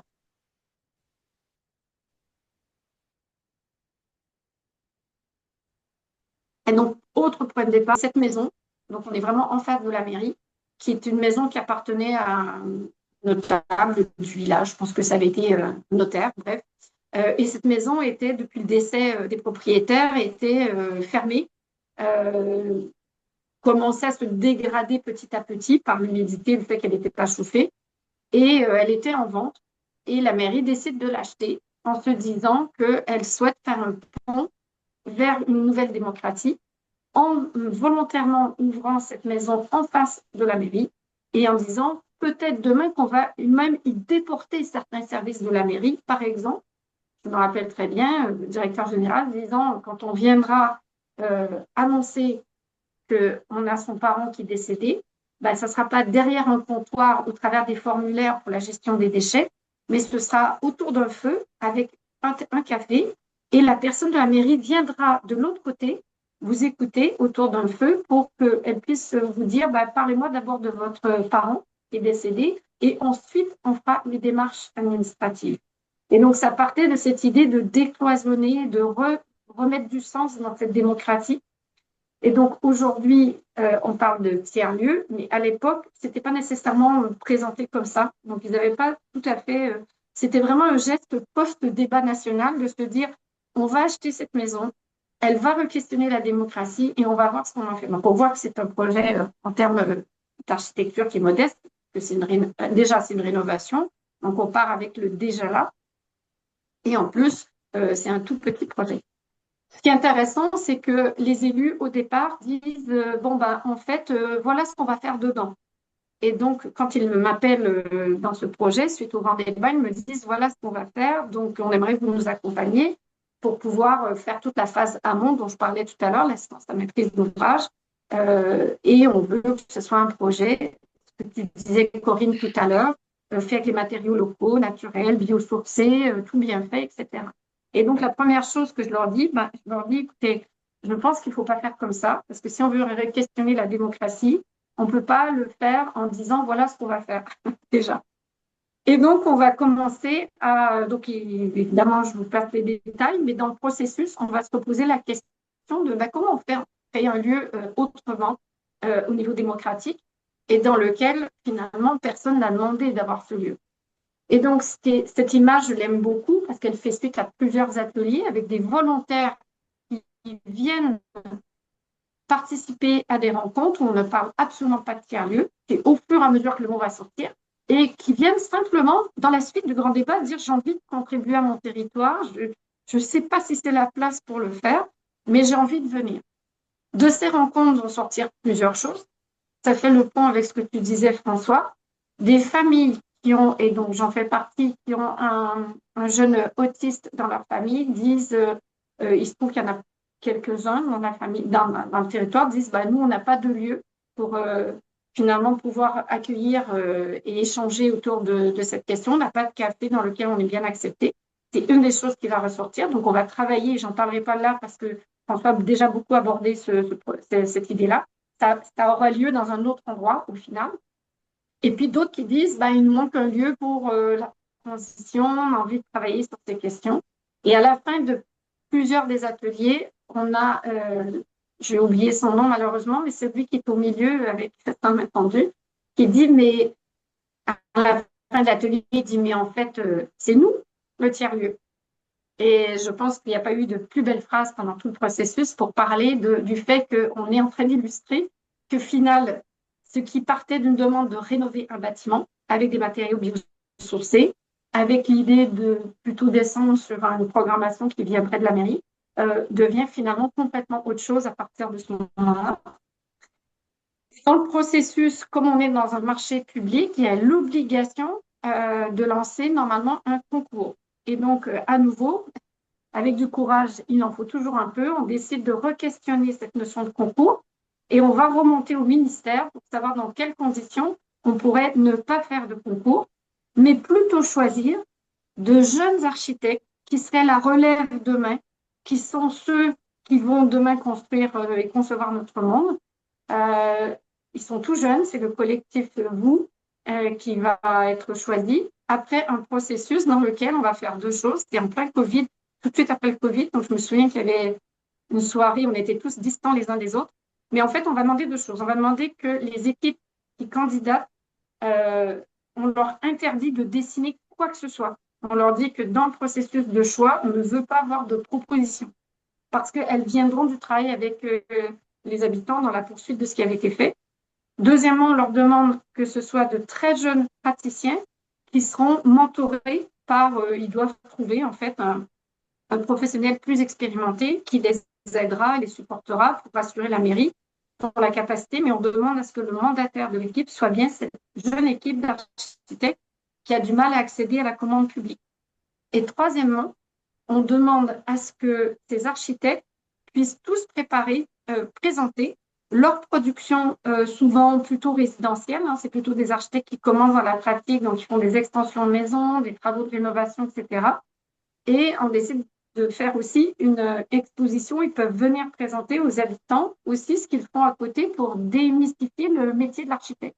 Et donc, c'est nos deux jeunes qui vont avoir le mandat, qui vont être retenus. Et on leur demande simplement, en tour de rôle, dans le passage qu'ils vont faire, on a une dizaine d'équipes qui se présentent, et on leur demande une chose, c'est qu'ils aient écrit une note d'âme, c'est-à-dire comment ils perçoivent l'âme du territoire, dans leurs mots, et puis qu'ils disent en quoi ça fait vibrer pour eux leur propre âme d'architecte. Et donc, c'est la première fois qu'on va pouvoir lancer, peut-être la dernière, parce qu'il a fallu remonter avec l'autorisation, je vous passe les détails, pour qu'on n'ait pas de projet de concours et qu'on reste sur cette étape-là. Suite à ça, dans le processus, la mairie va vraiment prendre en compte le fait qu'elle veut embarquer, elle a compris qu'elle ne veut pas faire quelque chose qui soit imposé au territoire, et donc elle va commencer, donc c'est une mairie qui organise des événements comme toutes les mairies, et elle va carrément, à un moment donné, fermer la rue et dire, venez participer, donc venez participer à cette réflexion. Je vous accélère les choses, mais les architectes vont travailler avec les volontaires qui veulent venir, qui n'ont encore pas tout compris de ce que ça va être, mais on est dans un processus. Petit à petit, les habitants comprennent que c'est eux le tiers-lieu, et donc il ne faut pas attendre que quelqu'un leur donne un programme, puisque du coup, ce sera eux. Donc, c'est un projet qui, techniquement, et ce n'est pas l'objet de la conférence, est quand même complexe. Il va y avoir en fait un travail sur la charpente qui va être élevé. Il y a l'obligation, pas l'obligation, il y a la volonté de créer un ascenseur pour pouvoir permettre à tous d'y participer à tous les étages, alors que justement, ce n'était pas obligatoire. Et puis, il y a tout un travail sur les matériaux et notamment les entreprises locales. Donc, le choix est d'aller jusqu'au bout, évidemment, de faire participer ces entreprises locales. Et donc, avec le marché public, l'idée va être de travailler pour pouvoir trouver toutes les failles pour faire en sorte que ce soit des entreprises locales, alors même qu'on est dans un marché public. Donc, ça, je le montre rapidement. Sur la gauche, ce qui était anciennement des stationnements et des garages sont devenus, par le travail qui a été fait avec les habitants, des petites cellules qui vont permettre à des auto-entrepreneurs de pouvoir, ou des artisans, de pouvoir commencer à avoir un premier local. Donc, la mairie souhaitait que les loyers soient très bas, de manière à ce qu'il puisse y avoir une première porte d'entrée pour des gens du territoire. Actuellement, l'association, donc l'inauguration a lieu au mois de février. Donc, vous voyez, on est en 2025 et tout ça a commencé en 2019. Donc, on le parle, tout ça, c'est du temps long et c'est normal puisque finalement, en gros, le bâtiment, si on avait eu dans le privé à rénover cette maison, en l'espace de 6 mois, c'était fait. En fait, donc, on voit bien que dans le côté architecture régénérative, il y a une dimension invisible qui est beaucoup plus importante. La maire, au moment de la mairesse Barbara, au moment de l'inauguration, dit si j'ai fait un deuxième mandat, c'est à cause de ce projet, parce que ça m'a redonné confiance dans la démocratie, dans la citoyenneté, dans la capacité que notre territoire puisse être à la fois singulier et embarqué plus largement. Donc ça, c'était au mois de février. Et ce qui était très beau, c'est qu'à travers ce projet, on a vu apparaître aussi des personnes qui avaient participé en disant « Moi, j'ai un rêve ». Je les faisais beaucoup travailler sur leur propre rêve d'épanouissement sur le territoire, qui disaient « J'ai un rêve de créer un traiteur un jour avec les produits locaux, avec une agricultrice dont c'était le rêve, mais qui était très prise par son enfant autiste, qui prenait un temps conséquent avec sa ferme, et qui, ce soir-là, c'est elle qui faisait traiteur. Pour moi, c'était très touchant, puisqu'elle a ouvert son traiteur dans un format différent. Mais à nouveau, c'est un effet secondaire de ce projet, c'est travailler sur ce projet qui lui a donné confiance sur le fait que son projet pouvait fonctionner sur son territoire. Intéressant, c'est que finalement, ce projet très modeste a réussi à rallier des politiques dans les strates au-dessus, donc la communauté de communes, le département, la région. Aujourd'hui, c'est un projet qui, au niveau national, est cité parmi les projets sur comment, dans un petit territoire, avec des projets modestes, on peut faire vraiment bouger son territoire plus largement. Donc, c'est intéressant parce que le sous-préfet parle de l'action fédératrice de ce tiers-lieu. Donc, aujourd'hui, l'association maintenant fonctionne. Ce n'est pas les mêmes personnes qu'au moment des ateliers de 2009. Et c'est dans le territoire, c'est que ce n'est pas moi qui prends cette photo. Et donc, pour moi, la plus grande réussite, c'est que l'énergie, maintenant, elle est transmise. Le potentiel, finalement, est aujourd'hui. Je dirais que ça fonctionne par soi-même. En fait, c'est parti. Donc, ce projet a amené les élus à réfléchir, du coup, à une autre échelle.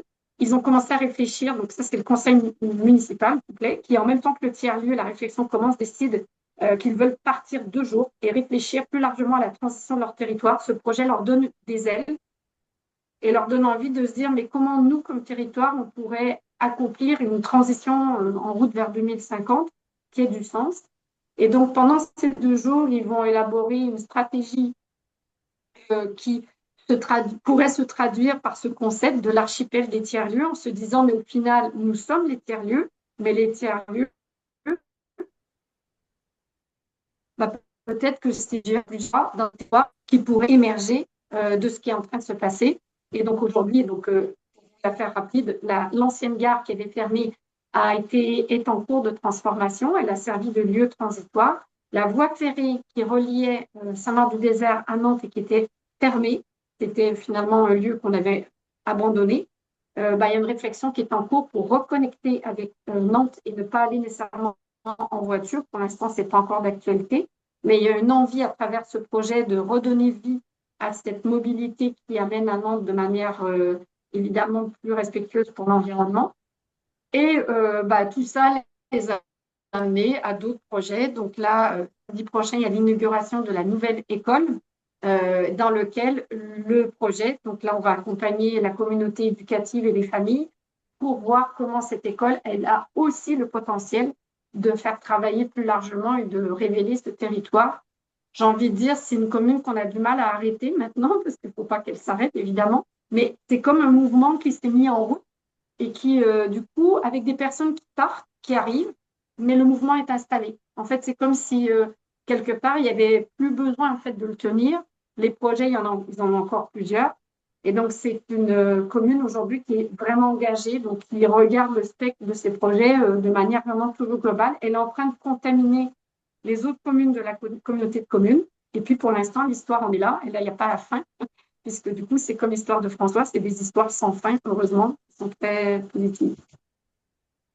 Juste vous dire qu'au Québec, on a des projets similaires. Et j'espère, celui-là, il est au tout début. Il est comme en 2019. C'est le petit café sur mer de Mété-sur-Mer, dans lequel, tout en arrière, il y a un tout petit bâtiment, une partie du bâtiment qui doit être déconstruite. Et à partir de ce projet, on est en train de travailler avec les acteurs locaux pour que toute la région où il y a le Métis-sur-Mer puisse être travaillée sur un projet d'économie circulaire à l'échelle du territoire, pas juste à partir de ce bâtiment, mais comment ce bâtiment peut entraîner d'autres. Comme quoi c'est possible, cette demande à la base, elle n'était pas de faire travailler le territoire au complet, elle était de démolir le bâtiment à l'arrière pour en faire du neuf.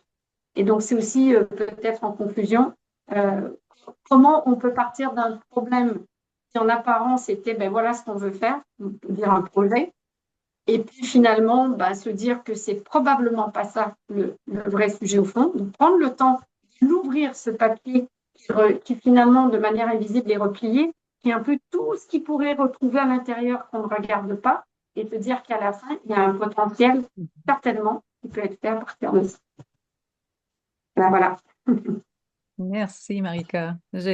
Pour moi, ce qui me vient, c'est le projet n'est pas le projet. Ce que tu viens justement d'illustrer, de dire que tout à l'heure, on parlait d'une approche qui va accompagner, accroître les capacités des parties prenantes. Mais ici, tu as aussi bien illustré cet aspect de comment on peut utiliser ce processus pour mettre en relation différemment, mais aussi inspirer des réflexions d'un ordre moins, le réflexe étant moins naturel, si on veut. Donc, d'utiliser votre point d'entrée dans ces projets pour pouvoir s'aimer ces graines. Fait que c'est merveilleux. Écoutez, il ne nous reste pas beaucoup de temps. Lorenzo, j'ai vu que vous avez posé plusieurs belles et bonnes questions. Je vous inviterai à ouvrir votre micro, et ça va pour tout le monde, mais plutôt que je répète vos questions, vous en aviez plusieurs, et puis je crois qu'avec tout ce que vous avez entendu, qu'est-ce qui vous brûle sur le bout de la langue? Qu'est-ce que vous avez envie de poser comme question? Je prends la parole? Oui, allez-y. Il n'y a pas d'écho, c'est bon là pour vous? C'est bon. D'accord. Écoute, toutes les questions sont posées, donc voilà.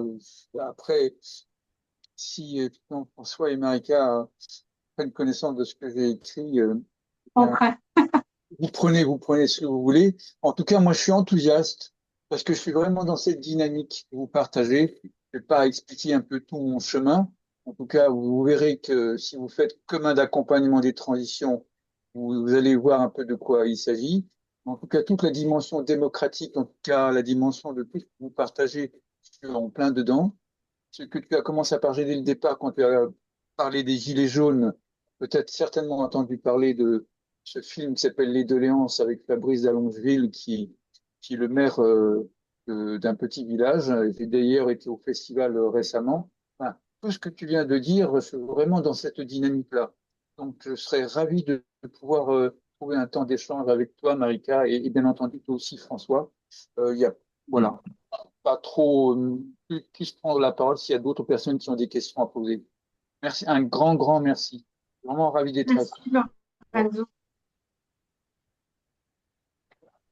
N'hésitez Je pose pas. une question sur, à un moment, attends, tu as posé une question sur la documentation. Je ne la retrouve pas, mais sur documenter, je pense qu'elle s'adressait à François qui a répondu. Non, ça s'adresse à vous en fait, parce que toute la problématique qui se pose si on parle de régénération, c'est pas seulement de régénération d'un territoire, c'est comment faire en sorte que tous les territoires puissent être concernés. Et c'est là où documenter dans un mode open source, puisque ça permet d'avoir un socle de confiance, permet de rendre cette dimension virale. Déjà, vous avez la possibilité entre vous de faire un échange, de pouvoir échanger. Il y a plein d'autres territoires qui sont concernés. Et c'est à cet endroit-là que moi, je mets particulièrement l'attention. C'est pour ça que je suis vraiment ravi de pouvoir échanger avec vous. En tout cas, ça résonne en moi parce que j'ai pas mis l'image, mais l'image que je mets souvent à la fin d'une présentation, c'est la goutte d'eau qui tombe dans le lac, c'est une chose. Quand vous lancez de l'eau et qu'il y a plein de gouttes d'eau qui tombent, vous voyez, je l'ai fait en fait pour de vrai sur un lac. Juste en jetant de l'eau comme ça, j'ai mis au ralenti. Et en fait, il y a une onde globale, c'est la physique ondulatoire, qui se met en mouvement en plus des ondes autour du projet. Et c'est peut-être cette vision-là qui me rassure le plus sur l'évolution sur Terre actuelle, vivant, avec tout ce qu'on voit comme menace. Et je ne sais pas comment faire parce que c'est ma préoccupation. Nancy le sait, je rêverais d'arrêter tout. J'ai à peu près une quarantaine de projets de tout ordre. Et je sais qu'il y a plein de choses à transmettre à partir de ça, mais je n'ai pas le temps de m'arrêter. J'ai une entreprise. Peut-être que je n'ai pas ce talent aussi de poser les idées, soit par écrit. Donc, c'est un appel à toute bonne volonté pour réfléchir. Je cherche pour l'instant, que j'aimerais beaucoup. Eh bien, tu as trouvé une oreille et un relais. J'ai une curiosité, par contre, c'est toi qui as parlé d'archipel, et j'ai rebondi là-dessus parce que je ne sais pas si tu es familier à la vision qui a été partagée par ce fameux poète philosophe martiniquais qui s'appelle Édouard Glissant, où tu es vraiment complètement dans cette démarche, dans ce que j'entends. Et là, une des réponses, une des pistes en tout cas à creuser par rapport à ta question, c'est cette approche archipel, qui n'est pas une approche centralisée, qui permet effectivement, dans un mode très distribué, dans un mode, on va dire, organique, tout simplement, de pouvoir faire évoluer et de faire pas cette tache d'huile, mais en tout cas cette résonance ou c'est cette onde qui peut se répartir au-delà. Alors, c'est très marrant parce que je ne connaissais pas, merci, Édouard Glissant. Ce terme l'archipel, je l'ai côtoyé quand j'ai travaillé sur Rennes, où Rennes parle de sa métropole comme d'un archipel, puisque du coup, sa stratégie d'aménagement de territoire, pour ceux qui connaissent, n'est pas celle d'un bain qui s'étale, mais plutôt de renforcer en fait des polarités autour de la métropole de Rennes et justement de les faire vivre comme un archipel. Et quand je cherchais à mettre des mots sur ce que je voyais comme réalité apparaître dans le travail avec les élus, qui commençaient à dire mais on a ça aussi. Et puis je ne vous ai pas raconté, mais dans la soirée où quelqu'un dit nous sommes le tiers-lieu, il y a la Châtelaine, il y a un château en fait à Saint-Marc, et la Châtelaine est venue un peu par hasard, peut-être par ennui. Et à la fin, elle dit mais moi, j'ai des écuries qui ne servent à rien. Je peux les mettre à la disposition de tout le monde. Et c'est un peu ça l'idée, c'est apparaît à un moment donné comme des pop-corn qui j'aime. Et j'ai souvent eu une autre image que dans ma région, pas loin à Saint-Gilles-Croix-de-Vie, il y a beaucoup de sardines. Et quand on regarde les sardines, comment elles se déplacent, elles ont en fait un organe sur le côté qui leur permet de bouger tout en même temps. Et pour moi, dans mon image, c'était ça, de me dire, c'est ça qu'il faut qu'on arrive à faire, c'est que conçoit comme des sardines et qui peuvent avoir des stratégies d'attaque, de défense ou de chasse de nourriture de plusieurs manières. Mais finalement, c'est l'archipel qui est ressorti.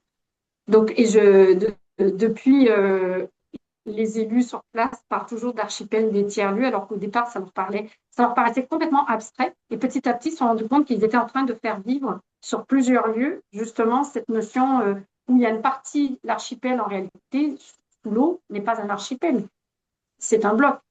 Et donc, c'est ça, en fait, qui leur parle. Et aujourd'hui, l'archipel des tiers-lieux, j'ai entendu dans ma région 2 fois des maires parler d'archipel des tiers-lieux, d'aller les voir après en disant, vous n'avez pas parlé par hasard avec la mairesse? Bah, ben oui, oui, comment ça se fait? Et c'est rigolo comment ça se contamine. On aura l'occasion d'en reparler très volontiers pour t'expliquer un peu tout ce qu'il y a derrière cette vision partagée. Et donc, notre moment ensemble tire à sa fin. On est déjà un peu dépassé le temps, mais Oui. Mettez vos visages à Anna, Margot et Marie-Anaïs, les dernières qui restent.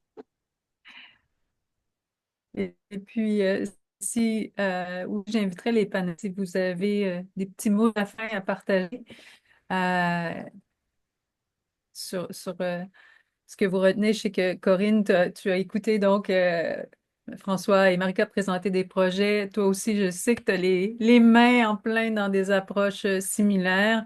Et puis, qu'est-ce que tu voudrais laisser justement aux auditeurs en termes de comment tenir cette approche régénérative, comment s'y accrocher?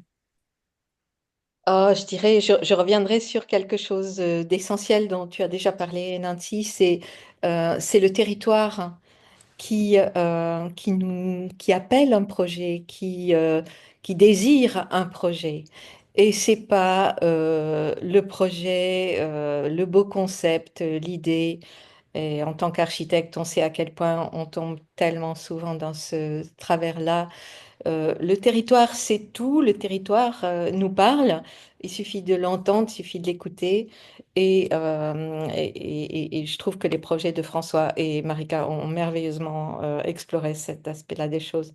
Et moi, ce qui m'intéresserait beaucoup, c'est d'entendre votre voix, chacun, chacune, et aussi votre vécu, ce que vous traversez dans. Mais là, le temps est court et on n'aura pas un temps de débat suffisant. Mais voilà, en tout cas, ce serait mon souhait le plus profond.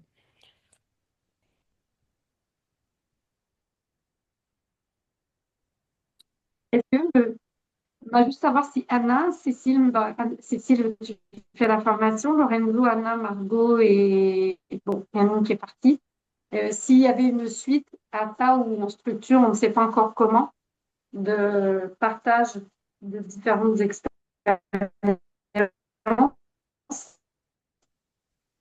Et ça peut-être pour les gens, parce que moi j'ai eu plein de questions pour dire François. Je crois que j'ai découvert aussi certaines choses et je pense qu'il y a de belles synergies. Parce que ce projet-là, c'est un petit projet. Enfin, il y en a beaucoup d'autres derrière, mais dans d'autres formes, dans d'autres. Et voilà, il y a beaucoup à faire, en tout cas. Et je pense qu'on a le même problème, après, il faut trouver le temps pour les faire. C'était un échauffement et maintenant, on aurait matière à discussion, à réflexion sans problème pour en suivre. Super.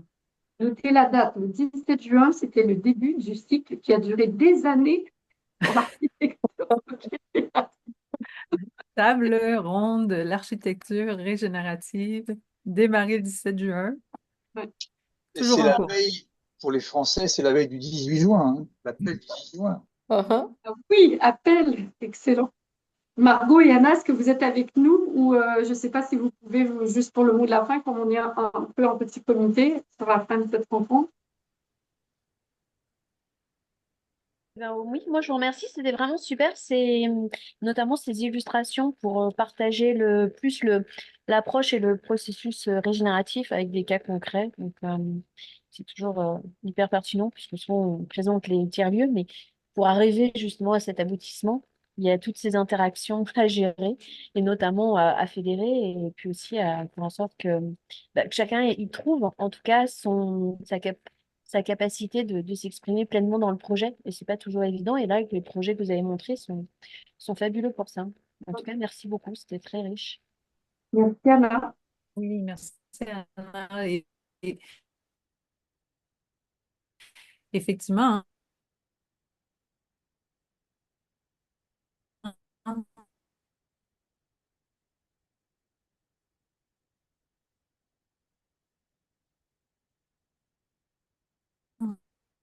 on- invisible, c'est tout, c'est un peu plus,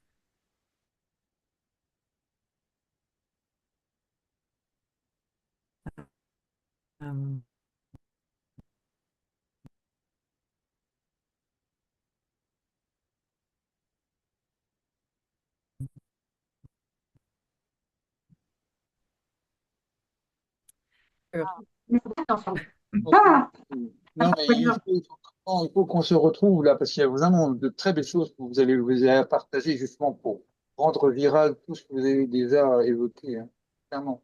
Merci Lorenzo. Oui, on te garde en lien, Lorenzo. J'ai noté ton courriel. Je t'ai envoyé une invitation sur LinkedIn. Parfait. Mais François, je veux Merci. Bonne soirée et bonne journée. Bonne belle journée à tout le monde. Merci encore. Merci. pas- Merci, au revoir.